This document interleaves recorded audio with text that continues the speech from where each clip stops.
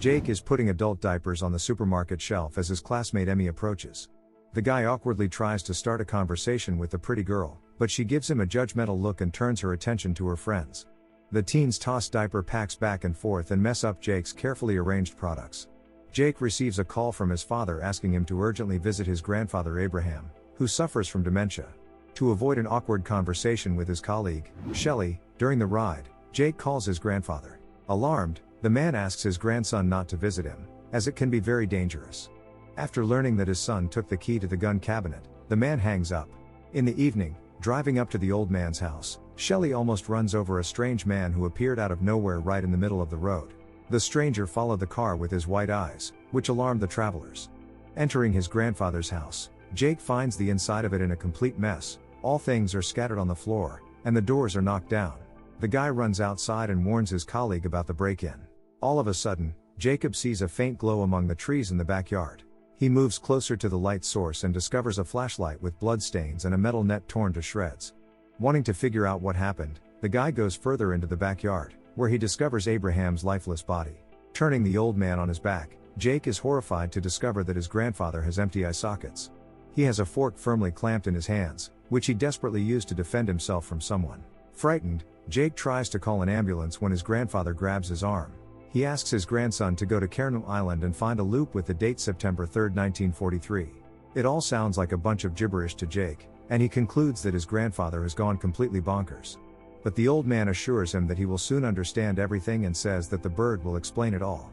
Abraham makes his grandson promise him to fulfill his last request and passes away, before the ambulance arrives. Without having time to process what has just happened, Jake notices a faceless 2-meter-tall monster in a suit standing among the trees. The creature starts slowly approaching the guy, but Shelley comes running to his aid and fires several shots into the air.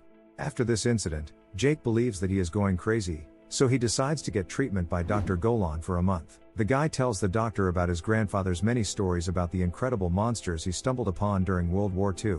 Mrs. Golan assures the patient that the monster he saw in Abraham's yard was just a figment of his imagination. The guy has a hard time believing it, as he is sure that the thing that attacked his grandfather wasn't human. Jake plunges into his childhood memories, where his grandfather tells him about an island in Puerto Rico that has a lake with glowing water. According to Abraham, that was the place where he hid from monsters during the war. The guy recalls that he always felt special and wanted to change the world when he was spending time with his grandfather. His thirst for adventure was suppressed by his pragmatic parents who convinced him that his actions wouldn't change anything. His grandpa, on the contrary, immersed little Jake in a fairy tale world. He recalls the times when Abraham, before going to bed, would show him old photographs and tell the legend of the boy Abe, who lived in a beautiful orphanage on the island of Cairnum. It was run by the headmistress, Miss Peregrine, who liked to smoke a pipe and turn into a bird. Moreover, children with peculiar abilities also resided there. For example, a couple of friends Bronwyn and Victor, who together were stronger than several grown men. Or Hugh, who had a swarm of bees in his stomach. And of course dear Emma, who was lighter than air and wore special cast iron shoes so she wouldn't fly into the sky like a balloon. Abraham turned out to be Abe, and he used to live among these peculiar children in the orphanage. At the end of the tale, his grandfather would always frighten his grandson with stories about faceless monsters with long arms and tentacles that came to Poland many years ago. Jake also remembers the consequences of his blind faith in his grandfather's fairy tales. At school, classmates would make fun of him after hearing his stories. Over time, the boy started to have doubts about the truthfulness of these stories, which he shared with his grandfather. Jake's father told him that Abraham had bought the photographs of peculiar children at a flea market, and Poland had been attacked not by monsters, but by monstrous people. The grandfather was upset by his grandson's words, but instead of making excuses, he simply hugged him. In the present, Jake wakes up to strange noises outside his window. In the morning, he and his father go to Abraham's house to pick up his things. Despite his son's protests, his father urges him to leave. The man admits that the old man was a wonderful grandfather, but a useless father who went on business trips too often. Jake comes home to his surprise birthday party. The guy hides from the annoying guests in his room, when he gets a parcel addressed to him that was found in his grandfather's belongings. In the parcel, he finds a book of essays and a postcard depicting the island. On the back, he finds a message from Miss Peregrine, who is waiting to hear from Abe. The guy shows the card to Dr. Golan and tells her that he needs to talk to Miss Peregrine to find answers to all his questions and improve his state of mind. He persuades his father to go to Cairnum Island so he can get inspired to write his new book. After reaching the place, the father and son check into the hostel. Jake talks his dad into going to the beach to bird watch for his book while he goes to the orphanage alone. Franklin agrees and gives a couple of bills to some local teenagers to escort his son to the right place. They bring him to the edge of the forest. He discovers the remains of a destroyed orphanage right behind it. Jake learns from an old hostel guest that the orphanage was destroyed by the Germans during the World War II. Neither the children nor Miss Peregrine survived the air attack. The guy lies to his father about going for a walk with the local guys and decides to come back to the orphanage. He explores every room, taking in the grim atmosphere of the ruined lives. All of a sudden, Jake notices a figure of a girl in the distance. She calls him Abe. The guy gets scared and runs out of the shelter, but stumbles and falls. When he wakes up, he realizes that the little girl is carrying him somewhere on her shoulders. She drops him near the entrance to the cave, where the other peculiar children are standing. Delighted, he recognizes in them the characters from his grandfather's stories: Emma, the twins, Olivia, baby Bronwyn and the invisible Millard. Jake tries to process what is happening, because all these children supposedly have long died during bombing. However, they deny their death and invite Jake to follow them into the loop.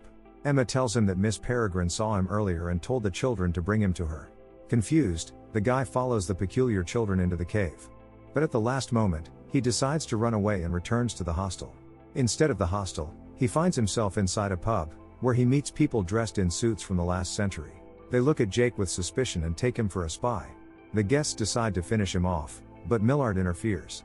As the invisible naked boy throws dishes at people, Olivia drags Jake outside. Dozens of fighter jets fly overhead, bombarding the island. Together with the rest of the children, he jumps into a wagon that takes them back to the orphanage. Jake can't believe his eyes. His grandfather's stories are true. From his new acquaintances, he learns that he ended up in a time loop that took him to September 3, 1943. On the porch of the intact orphanage, Jake is greeted by the elegant Miss Peregrine with a pipe in her hand.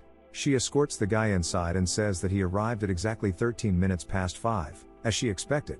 With sadness in her voice, she also tells the guest that she guessed about Abe's passing, otherwise he would have told her about his grandson's arrival beforehand. They go out into the yard, where Miss Peregrine introduces Jake to other children and talks about their special abilities. Because of their peculiarities, they are forced to live far from other people to not be persecuted. She herself is Wine Brine, a woman who can turn into a bird and loop time. Her loop allows you to restart the last 24 hours of your life and relive them all over again. During the day, each of the peculiar children performs a certain function to keep the house in order. A police officer comes to the shelter because of the fight in the pub. Jake takes the blame, which pleases Emma. When they are alone, the girl asks him to help her return the squirrel to the hollow, as it falls down every day at the same time. Jake ties a rope around Emma's waist, and Emma takes off her cast iron shoes and soars up to the very top of the tree. As she returns the squirrel to its place, the girl says that Abe helped her before. From her voice, the guy understands that they used to be close in the past. Emma invites Jake to dinner and suggests him to change into more appropriate clothes in Abe's room. The guy decides to talk with Enoch first, who is a bit unfriendly to him because he is jealous of his relationship with Emma. He advises Jake to forget about the girl, because she swore to never fall in love again after her heart had been broken. To Olivia's exclamations of admiration, Enoch implants human organs into puppets. They come to life and, on his orders, begin to fight among themselves until one of them rips out the opponent's heart. In the evening, all the residents of the orphanage gather at one table for dinner. Hugh accidentally releases a swarm of bees, but immediately fixes the situation by putting a net on his head. Little Fiona sticks a piece of chicken into the huge mouth at the back of her head. The kids ask Jake what's peculiar about him and he sheepishly admits that he doesn't have any special abilities. The children ask their guest to stay with them in the loop forever. Enoch sarcastically says that Jake will do the same thing as his grandfather and stay in the future so he can start a family and grow old. These words infuriate Emma and she leaves the table. Miss Peregrine invites the children to watch a movie. Horace projects his dreams using his eye as a projector. He usually dreams about clothes, but last time he had a prophetic dream about Jake's arrival. Suddenly, the picture changes and the white-eyed people in suits appear, who take an elderly woman in shackles away. The dream changes again and the audience sees Emma and Jake getting closer to each other as if they were about to kiss. Miss Peregrine asks Horace to stop the show and invites the guest to attend the restart of the loop. All the kids go out on a rainy street and Miss Peregrine starts a record with cheerful music. At her command, everyone puts on gas masks and, exactly on time, the sounds of shelling roll in the sky. The children are fascinated as they watch enemy fighter jets fly over their house and drop bombs down. A second before the bomb hits the ground, Miss Peregrine presses the stopwatch and everything freezes. She moves the arrows back 24 hours and the whole group is transported to the evening of September 2, 1943. Witnessing this incredible event, Jake decides to return to the present and takes a letter from his grandfather, which he addressed to Miss Peregrine. Emma takes the guy to the cave, and he takes a selfie with her before he leaves. Visibly upset, the girl tells Jake that he will be able to start a family outside the loop, while she will live the same day forever. Their conversation is interrupted by a wounded winebrine that flies into the cave. Emma decides to take her to the orphanage and tells Jake to leave. Back in 2016, Jake sees that someone took the lives of a flock of sheep and a man, whose eyes were missing. The locals decide that it was Jake who did it, and he has to confess to his father that he spent the whole day in the orphanage. After that, Franklin decides to keep his eyes on his son at all times. From his grandfather's last letter, Jake learns about other loops and decides to return to the home for peculiar children. After waiting for his father to fall asleep, the guy goes through the time loop again. He asks Miss Peregrine about Mr. Barron, who was mentioned in his grandfather's letter. The guy worries that Abe has dealt with dangerous people while traveling through the loops, but Miss Peregrine drops the conversation. Despite the protests of the other children, Enoch brings Jake to Victor's room for answers. He revives Victor's lifeless body and uses it as a puppet to scare the guest. Later, on a walk, the guy tries to find out from Emma what happened to Victor and whether people with white eyes could have killed him. Instead of giving him the answers, the girl invites him to a boat trip. In the middle of it, she throws herself into the water. Frightened that the girl will drown, Jake rushes after her. In the water, he realizes that this is the only place where Emma can feel free without being afraid to fly away. She brings him to the sunken ship and demonstrates her ability to control the air. The girl gives Jake Abe's things, among which he finds photographs of the people with white eyes. In one of the photos, he recognizes the man he saw near his grandfather's house. Emma reveals that Abe dedicated his life to hunting down these dangerous things but in the end chose to leave the orphanage to protect his grandson. Later, the girl shows Jake Miss Peregrine, who shoots with a crossbow at a 2-meter monster that looks similar to what he saw earlier. It turns out that these creatures are invisible and only Abe was able to see them, and Jake inherited this feature from him. Upon learning of his gift, Miss Peregrine decides to tell him the truth. It turns out that all these years Abe has been preparing his grandson to travel through the loops. Once upon a time, a split occurred among people with special abilities. One part of them, led by Barron, decided to live outside the time loops and gain immortality by taking away the ability to control time from an winebrine. However, the experiment on the winebrine turned them into monsters, the Hollows. Since then, they have only been able to regain their human form by devouring the eyes of other people, especially children. Meanwhile, the wounded winebrine Miss Avocet wakes up and reveals that her home for peculiar children was destroyed by the Hollows and that she was the only one who managed to survive. Barron plans to run another experiment using several winebrines at once. Realizing that her children are in danger, Miss Peregrine tells them to pack their things to create a new time loop. Jake is faced with a choice, to go with them or return to 2016, but then he will never see the peculiar children again. The guy returns to the present and learns about the mysterious passing of one of the hostile guests, who also lost his eyes. A visiting ornithologist, John Lemon, tells the locals about a blind man who came to the island on the same ferry as him. Hearing this, Jake returns to the cave to warn his friends about the danger. The ornithologist follows him and finds out the location of the entrance to the time loop. He tells the young man that he is Barron himself, and that he previously turned into his psychiatrist Golan. Taking Jake hostage, Barron arrives at the home for peculiar children and demands that Peregrine surrender to him for his second experiment to gain immortality. To save Jake, she agrees to sacrifice herself. She says goodbye to the children and locks them in the living room with Miss Avocet, who is also hiding. After Miss Peregrine turns into a bird, Barron puts her in a cage. Jake plans to fight back against the Hollow that has arrived shortly after Barron. The children block all entrances to the house and arm themselves. Suddenly, Miss Avocet is attacked by an invisible Hollow. Jake takes her crossbow and tries to aim at the monster when it grabs Enoch. In the end, the guy manages to shoot the Hollow and the children run out, locking the monster in the living room. But there is no one else to restart the loop now, so the bomb is going to fall on the house, and the time loop is going to close forever. The peculiar children, led by Jake, head to the beach to catch up with Barron and Miss Peregrine. With the help of her powers, Emma lifts the ship from the bottom and sends it forward. In the time loop atlas, Jake discovers that Miss Avocet's loop was created as recently as 2016. Emma tells Jake that, without the loop, all peculiar children are in danger of being affected by the present flow of time, as they would all grow old quickly. The only way to save them is to get rid of Barron and reset the loop back to 1943 with the help of the winebrines. Then, Jake will be able to stay in 2016 with his grandfather, as his fate will also change with the death of Barron. However, the guy isn't sure anymore whether he wants to live in the present, because he has feelings for Emma. The teens get closer for a kiss, but their romantic moment is ruined by Enoch and the other kids. Jake tells them that Miss Avisette's time loop is due to close at 5 p.m., so he will need Enoch's help to rescue the kidnapped Wymbrins and survive the hollow encounter. The ship arrives at the amusement park where the passage from 1943 to 2016 is located. Jake, Emma and Millard go through the portal in the haunted house and head to Blackpool Tower, where Baron and his henchmen are hiding.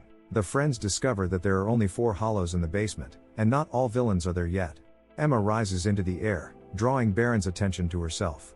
The girl hints that they have taken one of his friends hostage and demands to bring Miss Peregrine and the other Wymbrins to the pier for an exchange. This amuses Baron a lot and he orders his 2 henchmen and the hollows to deal with the kids.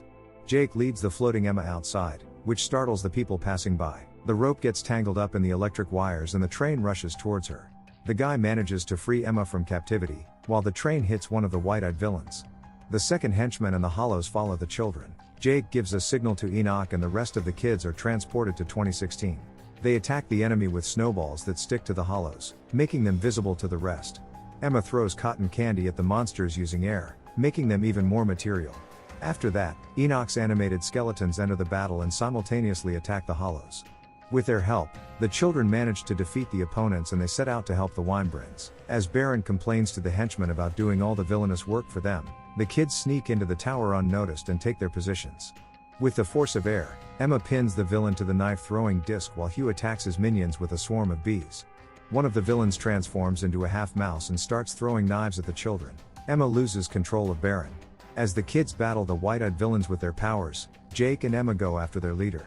The girl distracts Baron while Jake frees the Wymbrins, but Baron still catches up to him and steals his appearance. The rest of the kids manage to deal with the villains, but the villains freeze Olivia first. Enoch confesses his feelings to her and kisses her, which returns warmth to her body. Emma and Enoch can't figure out which Jake is the real one. But the original one realizes that he can use his ability to see the hollows. He points to one of them, and the hollow grabs Baron and rips out his eyes, thinking it's Jake. The villain dies, and Enoch shoots the last hollow with a crossbow. Jake says goodbye to the peculiar children as they travel with the wounded Miss Peregrine to 1943 before the loop closes. He himself must stay in 2016 to reunite with his grandfather. Before they part ways, Emma tells Jake that now they no longer need to be constantly saved from monsters, because thanks to him they have gained faith in their own abilities. Abraham gives his grandson a new map and advises him to find his place with the peculiar children. Jake travels the world, moving from one loop to another. He finally makes it to the ship before sailing, where he is reunited with Emma and friends.